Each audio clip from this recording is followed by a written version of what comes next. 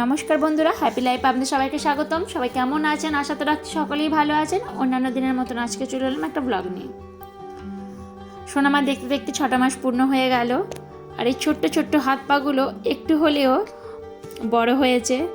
তো যত দিন যাবে তত বড় হতেই থাকবে। এটা যেমন একটা সুন্দর মুহূর্ত, এই সুন্দর মুহূর্তগুলো একদমই মিস করা যাবে না। আর আমি চাইও না, হয়তো এখন যেমন ছোট আছে একটু তো কষ্ট হয় আমার, কিন্তু তার সাথে সাথে এখন যেমন মনে হচ্ছে যে একদম যখন ছোট ছিল তখন যে কষ্টটা হতো, তখন ভাবতাম যে কবে বড় হবে, কিন্তু এখন মনে হচ্ছে যে সেই ছোটোবেলাটা যেন আবার ফিরে পেতে ইচ্ছা করছে।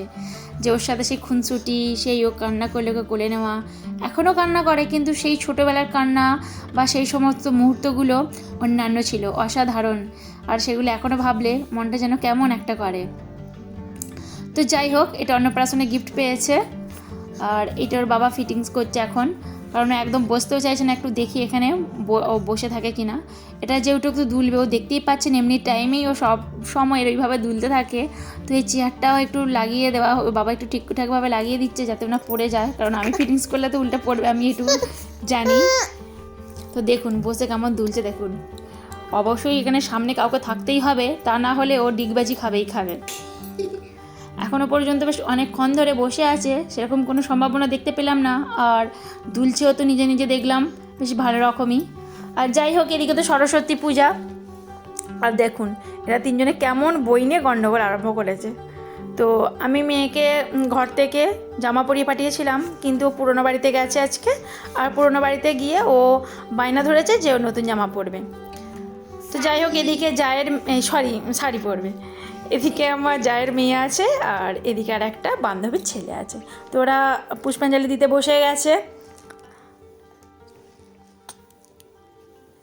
এই সরস্বতী পুজো আসা মানেই আমাদের, যখন স্কুল লাইফের কথাই বলছি, এত ভালো মোমেন্ট ছিল যে কি বলবো। ওই কতগুলো দিন এই দিনের আশায় আমরা বসে থাকতাম যে সরস্বতী পুজো হবে। সেই দিনটা মানে আমরা পুরোপুরি মানে মুক্তি যাকে বলে আর কি। তখন তো আর এখনের মতন না ছিল ফোন, আর না ছিল এইরকম শৈশব। আমাদের শৈশবটা যে মূল্যায়ন যদি বলা হয়ে থাকে, তো আমাদের শৈশবটা কিন্তু সব থেকে সুন্দর ছিল। তারপর ছিল সরস্বতী পুজোর পরের দিন যখন স্কুলে খাওয়া দাওয়া, এই সমস্ত কিছুই এক কথায় অনবদ্য। আর এই সব শৈশবের মুহূর্ত কোনো দিনই ভোলা যাবে না। তো যাই হোক, এদিকে তো পুজো আরম্ভ হয়ে গেছে, এদিকে পুজো দিয়ে রান্না বান্না তো সব করতেই হবে।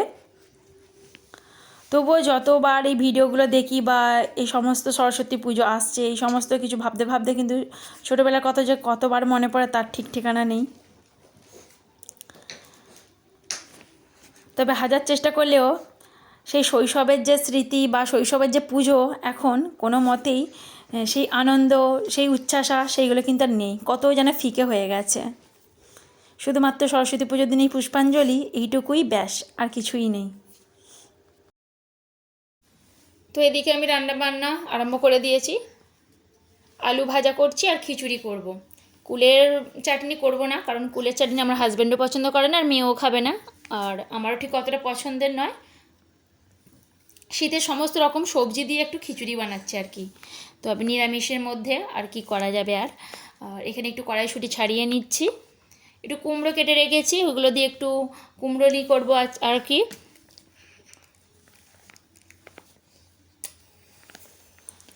সমস্ত কিছু খাবার দাবার আগে কমপ্লিট করে নিয়ে, তো তারপরে এই ছোটো মেয়েটাকে একটু চানারে করিয়ে দেবো, কারণ ওকে এখনও পর্যন্ত চান করানো হয়নি, আর বেলাটা অনেকটাই হয়ে গেছে।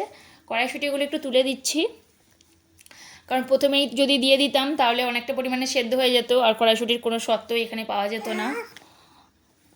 এখানে চাল ডাল সেদ্ধ প্রায় হয়ে গেছে, একটু বাকি আছে চালগুলো সেদ্ধ হতে, আর এই টাইমে আমি তুলে দিলাম। তো যাই হোক, খিচুড়িটা হয়েও গেছে। তার সাথে এই যে দুটো পাঁপড় ভেজে নিয়েছি, লেবু কেটেছি, আর আলু ভাজা তো করেছিলাম, করলাম যখন তখন আপনাদেরকে দেখালাম। তো এই ছিল আজকের খাবারের মেনু। এরপর আছে গোটা সেদ্ধর, যেটা আমাদের ঘটি বাড়ির মানে একদম মেন আকর্ষণ। সরস্বতী পুজোর দিন এই গোটা সেদ্ধ করতেই হয় আর কি। তো এখানে সমস্ত রকম সবজি কাটা হয়ে গেছে, আলু বেগুন সমস্ত রকম কড়াই ছাড়ানো হয়ে গেছে, এবং কিছু কিছু কড়াই ভেজানো আছে, প্লাস তো এই ডাঁটা আছেই। তারপর সমস্ত মশলা লঙ্কা পাতি, তেল, হলুদ।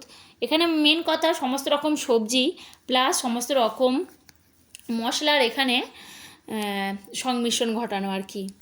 তো এই গোটা সিদ্ধ কিন্তু খেতে তো অপূর্বই লাগে, আর আমাদের এটা একটা ইমোশনাল বলা যায়। তো বছরের এই সরস্বতী পুজোর দিন এটার একটা আলাদাই অভিনবত্ব আছে। তো এখন সমস্ত রকম মশলা কষা হয়ে গেছে, এবারে মশলা কষানোর পরে সমস্ত কিছু দিয়ে রান্না বান্না হচ্ছে। তবে হ্যাঁ, এখানে একটা কথা বলে রাখি, এত কিছু করার সাধ্যই আমার একার পক্ষে নয়, আর আমি এটা একা করছিও না, এটা আমার শাশুড়ি মাই করছেন। আর এই গোটা সিদ্ধটা হচ্ছে কাঠের জালে। তো দেখুন এখানে গোটা সিদ্ধ হয়েও গেছে। এখানে 2 রকম গোটা সিদ্ধ আমি আপনাদেরকে দেখাচ্ছি। এখানে একটা আমার শ্বশুরবাড়ির তরফ থেকে, এটা আমার শাশুড়ি মা করেছেন। আর এই একই ডিশে আর একটা গোটা সিদ্ধ ঢালবো, এটা আমার মা করেছে। তো দেখুন সমস্ত কিছু মানে দুটোই একটু একটু করে টেস্ট করা যাক আর কি।